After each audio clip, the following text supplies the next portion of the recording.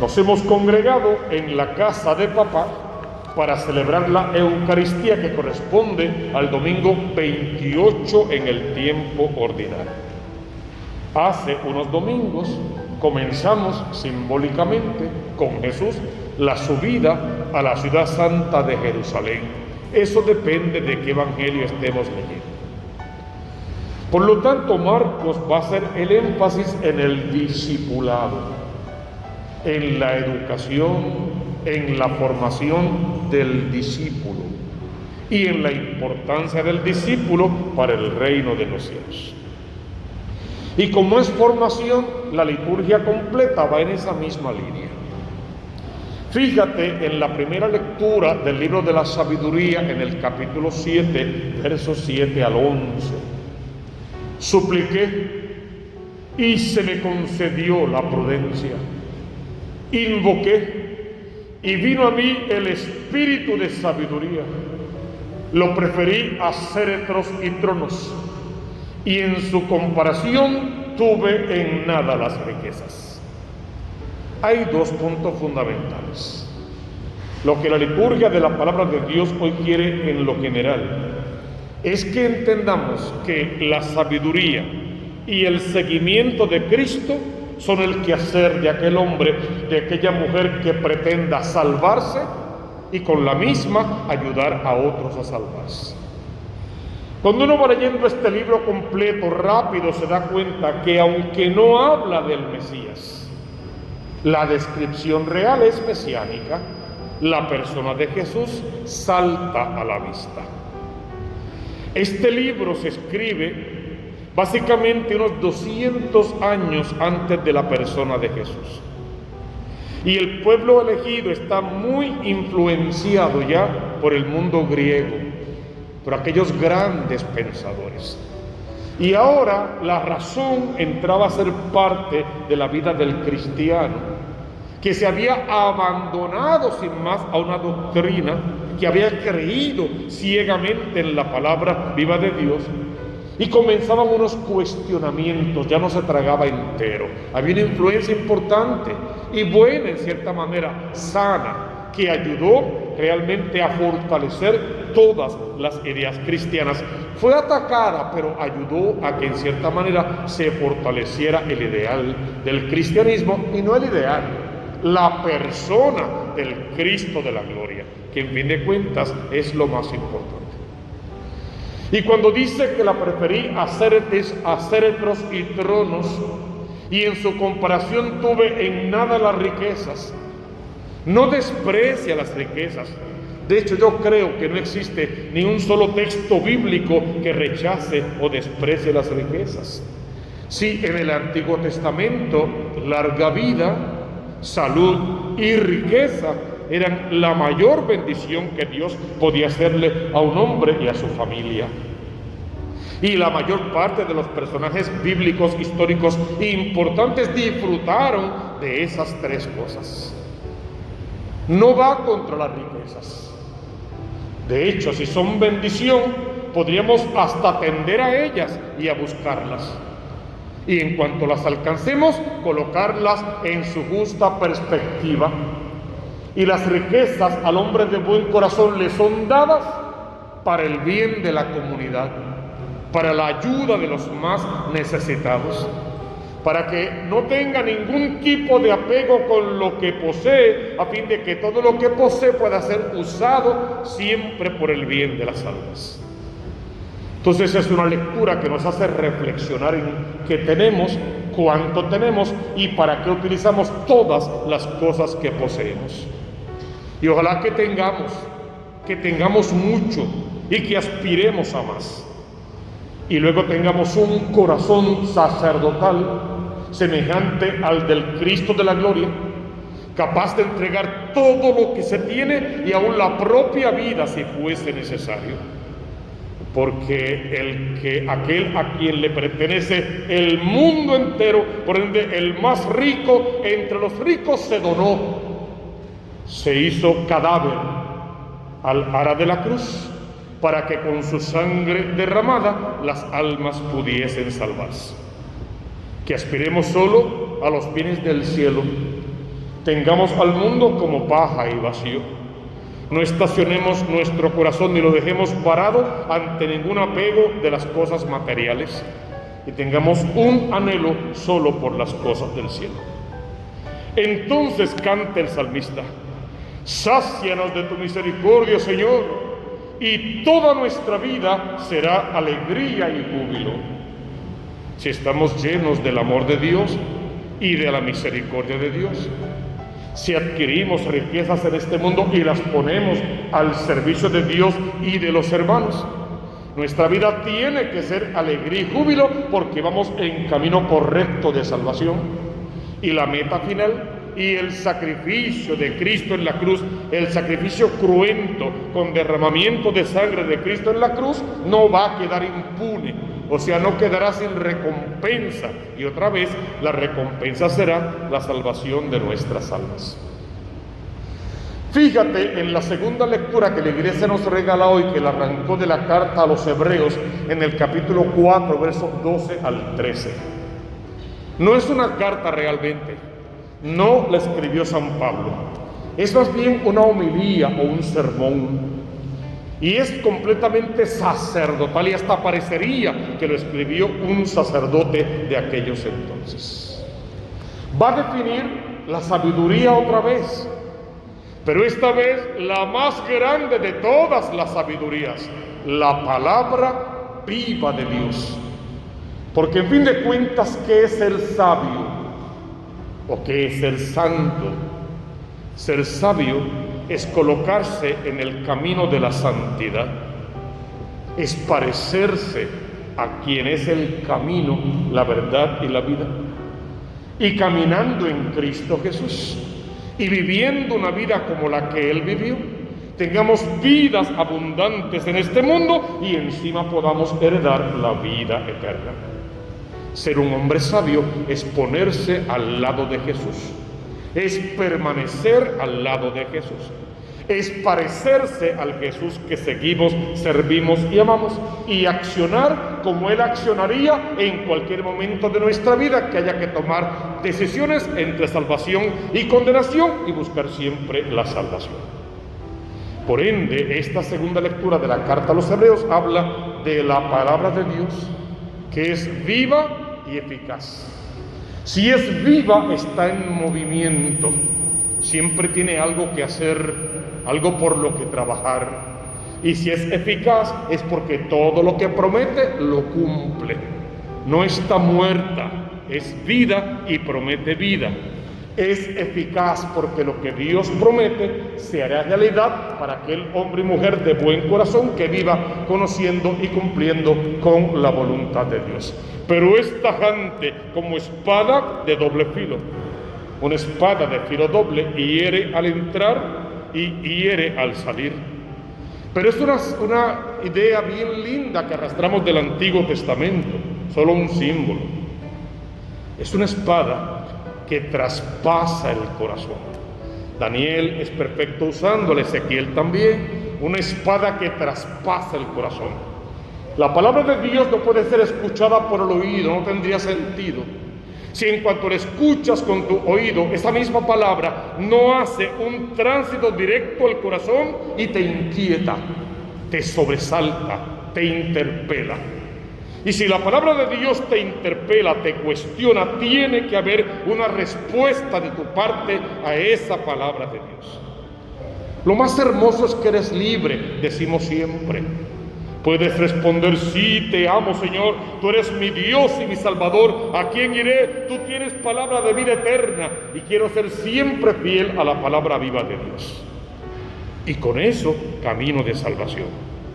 O puedes responder: rechazo, no acepto, no quiero tu palabra, no voy a vivir como mandas, no te voy a seguir, yo soy el propio Dios de mi propia vida, la soberbia me invade por todas partes, estoy por encima de toda ley y de todo precepto, no te creo, no te acepto como mi Salvador. Todo pecado te será perdonado, menos la blasfemia contra el Espíritu Santo. Y al final, blasfemar contra el Espíritu es negar el poderío de Dios en tu vida, negar a Dios como tu Dios y vivir siguiendo y sirviendo a dioses falsos, máxime cuando yo soy el peor Dios falso de mi propia vida. Eres libre, pero es una libertad que trae consecuencias, salvación o condenación. Es una palabra que penetra hasta el punto donde se divide el alma y el espíritu, porque acción seguida va a definir al mismo Dios, que es un Dios que todo lo sabe. También decimos que todo lo puede y que todo lo ve. Pero a veces usamos esa fraseología para asustar a la gente con Dios. Cuidado, porque Dios lo ve todo. No, no es cuidado porque lo ve. Es bendito tú que Dios te ve siempre. Siempre te protege. Siempre va tras de ti, como iba tras Efraín en el Antiguo Testamento, y dice que lo enseñó a caminar de su mano, que se abajaba para darle de comer, que lo cargaba en brazos y lo estrechaba de amor contra su pecho. Bendito Dios, que te conoce, que te sabe de memoria, que te ama de manera particular y que a pesar de nuestras culpas y pecados se queda con nosotros y está de nuestra parte. Es una lectura preciosa, 2 versos nada más, pero profunda, que lo dice todo. No hay criatura que pueda escaparse de su mirada. Todo lo sabe, todo lo ve y todo lo puede. ¿Y qué evangelio tenemos hoy? Según San Marcos. En aquel tiempo, cuando Jesús salía al camino, y él mismo es el camino, se le acercó uno corriendo, se arrodilló y le preguntó. Este es el evangelio que solemos leer como el joven rico o el hombre rico. Me gusta de San Marcos que no dice que es un hombre, que no dice que es un joven y que no dice que es rico. Y qué bueno, porque al no decir nada de eso, dice que eres tú, personalmente tú, específicamente tú. Está hablando contigo. Y ojalá que sea así en esta Eucaristía, que te sientas interpelado, que la espada de la palabra de Dios hoy de verdad penetre tu corazón y te inquiete y te invite a la pregunta. Fue corriendo donde Jesús con una pregunta. Maestro bueno. Y Jesús le hace la aclaración. ¿Por qué me llamas bueno? Solo Dios es bueno. ¿Qué dijo Jesús? Sé que eres un hombre bueno, una persona buena. Sé que tienes temor de Dios, que me has descubierto como Dios porque me has llamado con el apelativo de Dios. Eso tiene un valor. Y luego lo deja hablar. ¿Qué tengo que hacer para heredar la vida eterna? 2 respuestas a esa pregunta. La primera, la respuesta tradicional, la básica, la común, la que todos sabían. ¿De verdad tú quieres salvarte? Cumple con los mandamientos. Fíjate, y esto lo sabemos ya, que eran 2 tablas de los mandamientos, 2 tablas de la ley. Como que una primera tabla, que eran como los teologales, los que tenían que ver en directo con Dios. Y como que una segunda tabla, aunque no exactamente, como una segunda tabla que eran los mandamientos sociales, los que tenían que ver con el otro, con el prójimo, con el hermano.